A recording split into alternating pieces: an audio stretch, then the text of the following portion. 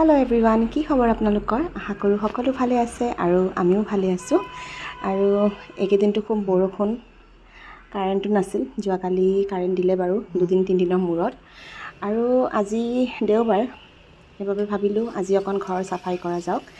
একদম বৰষুণত মানে কাপোৰ এইকেইদিন শুকুৱাই নাই, চ' ভালকৈ কাপোৰখিনি ধুনীয়াকৈ ৰ'দত দি এতিয়া প্ৰথমতে ভাবিছোঁ চাফাই কৰিম পাকঘৰ। আৰু পাকঘৰটো চাফা কৰাৰ আগতে যিহেতু লাঞ্চটো বনাবই লাগিব, সেইবাবে প্ৰথমতে কুকাৰত দালিখিনি বহাই লৈছোঁ। মানে এটা এটাকৈ বনাই আজৰি হৈ যাম।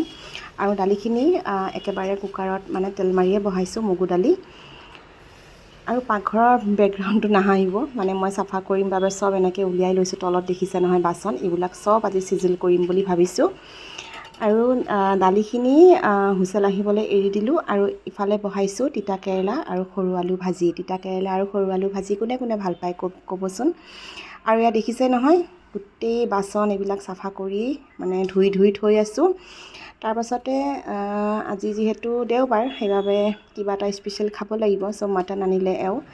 আৰু মানে পিঁয়াজখিনি কাটি থাকিব মানে ইমান সময় নাই, সেইবাবে চপাৰ মেচিনটোতে চপ কৰি ল'লোঁ সৰু, মানে একদম মিহিকৈ। আৰু মাংসখিনি ইফালে ভাজি আছোঁ আৰু এইফালে দেখিছে নহয় গোটেই মানে বাচনো ধুই আছোঁ। মানে ইফালে ভাতো বনাই আছোঁ, লগতে কামখিনিও কৰি আছোঁ। আৰু আমাৰ সৰুজনীক দেখিছে নহয়, এয়া কেৰেটিৰ কাপোৰ এইবোৰ পিন্ধি তাই একদম একশ্যন মুডত আছে। আৰু ডাঙৰজনীক মই লগাইছোঁ মছলা পিচিবলৈ, তাই অকণ সহায় কৰি দিয়ক বুলি। আৰু মই ইফালে চাফা গোটেইখিনি কৰি কিনে অলপ অলপকৈ মিলাই আছোঁ। আৰু এয়া মাংসও প্ৰায় ভাজি আছোঁ, মানে মছলা চছলা দি মাংস হৈয়ে যাব, বেছি সময় নালাগে বাৰু। কাৰণ যিহেতু বহুত সময় হ'ল মই ভাজি আছোঁ। আৰু গৰম পানী দি মানে পানীখিনি শুকোৱালৈকে ঢাকি এনেকৈ বনাই আছোঁ। আৰু এতিয়া মাংসখিনি প্ৰায় হ'বই। আৰু ছানডে এনেকুৱা হয়, মানে ছানডে ঘৰত থকা যায়, ভাবা যায় যে ৰেষ্ট লোৱা হ'ব, কিন্তু আমি মাইকী মানুহবিলাকৰ ছানডে বেছি কাম হয় নহয় জানো। আৰু এনেকেই কাম বন কৰি ইফালে লাঞ্চ ৰেডি কৰিলোঁ। আৰু ইফালে মগু দালি বনাইছিলোঁ, তিতা কেৰেলা আলু ভাজি আপোনালোকক দেখুৱাইছোঁৱেই, ছাগলী মাংস।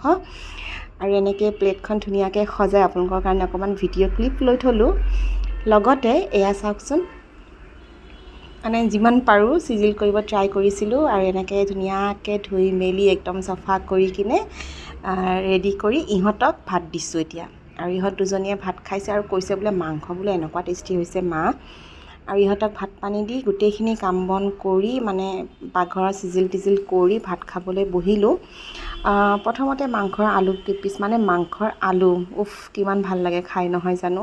মাংসৰ আলু খাই কোনে কোনে ভাল পায় ক'বচোন। মই পিছে মাংসত দিয়া আলুটো একদম মানে বহুত ভাল পাওঁ। সেইবাবে দালিত অকণমান নেমু চেপি আজি আপোনালোক ঠিকছে লোভ লগাম বুলি দেই, ছাগলী মাংস খাইছোঁ। কি টেষ্টি, মানে এডিটিং কৰি আছোঁ সঁচাকৈ, এতিয়াও মানে মুখত লাগি আছে টেষ্টটো। সঁচাকৈ আজি বহুত ধুনীয়া হৈছিলে, নাজানো কিহৰ কাৰণে ইমান ধুনীয়া হ'ল। একদম চিম্পুলকৈ বনাইছিলোঁ। ৰেচিপি লাগিলে দিম বাৰু। তাৰপিছত এনেকৈ ভাত পানী খাই